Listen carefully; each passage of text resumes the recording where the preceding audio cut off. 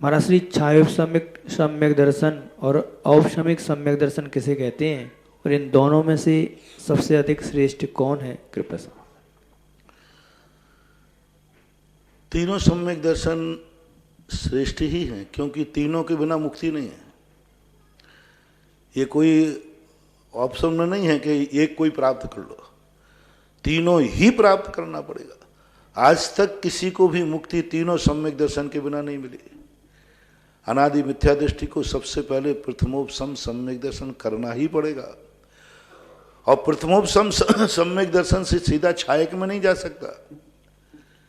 दो मत इसके आचार्यों के हैं, एक बार तो नीचे मिथ्यात्म में भी जाएगा, ऐसा भी आचार्यों का मत है।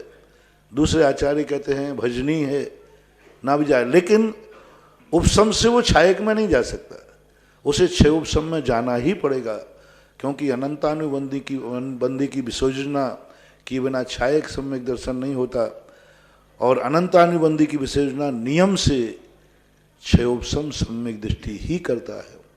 प्रथमोपसम सम्यक दर्शन के साथ में उसकी विसंयोजना जो है पहली बार उसको प्राप्त करने की हो ही नहीं सकती।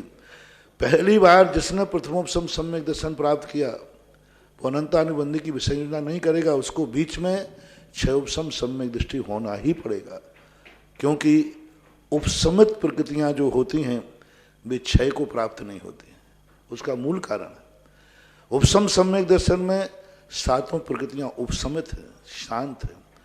जिनको एक अंतर मुहूर्त के लिए उपशमन कर दिया गया हो, उनको हम एक अंतर मुहूर्त के अंदर कुछ भी नहीं कर सकते। और जब तक वो उदीर्णा को प्राप्त नहीं हो, उद्यावली में नहीं आए, जब तक वो उपशमन पने का काल पूरा नहीं करें, तब तक उनका क्षय नहीं किया जा सकता। और जब तक क्षय नहीं करेंगे तब तक छायक सम्यक दर्शन कैसे प्राप्त होगा। इसलिए पहली बार उत्तम सम्यक दर्शन वाला सीधा उपसम सम्यक दर्शन छायक में नहीं जाएगा, उसे एक अंतर मुहूर्त के लिए ही क्षयोपसम सम्यक दृष्टि होना पड़ेगा, और क्षयोपसम सम्यक दृष्टि होकर के वो फिर बाद में छायक सम्यक दर्शन प्राप्त करेगा। इसलिए तीनों सम्यक दर्शन अनिवार्य है। अब इन तीनों सम्यक दर्शन की परिभाषा अलग अलग है। सात प्रकृतियों को मिथ्यात, सम्यक मिथ्यात और सम्यक प्रकृति, इन तीनों का, और अनंतानुबंधी चार का, इनका एक अंतर मुहूर्त के लिए उपशम कर देता है, पूर्णतः इनसे रहित हो जाता है उदय में, उसको प्रथमोपसम सम्यक दर्शन कहते हैं।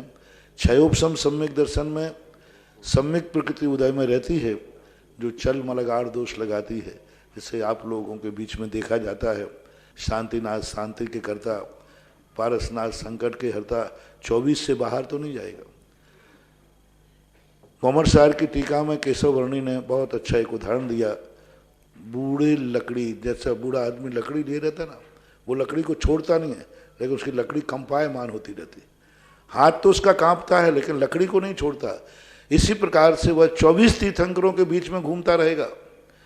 हमें ये भगवान पसंद है, हमें ये भगवान पसंद है, लेकिन 24 के बाहर नहीं जाएगा, वीतरागता से बाहर नहीं जाएगा। इसे चलमल अगाड़ दोष कहते। और छायक सम्यक दृष्टि तो निर्मल होता है, जिसने सदा सदा के लिए मिथ्यात का और अनंतानुबंधी का समापन कर दिया। संक्षेप में यही समझना, विस्तार से समझने के लिए पूज्यवर नेमिचंद महाराज ने लब्धि सार छपड़ा सार लिखा है, उससे समझा जा सकता है। ऑनलाइन जिज्ञासाओं के बाद यहाँ उपस्थित सभी श्रावक श्राविकाएं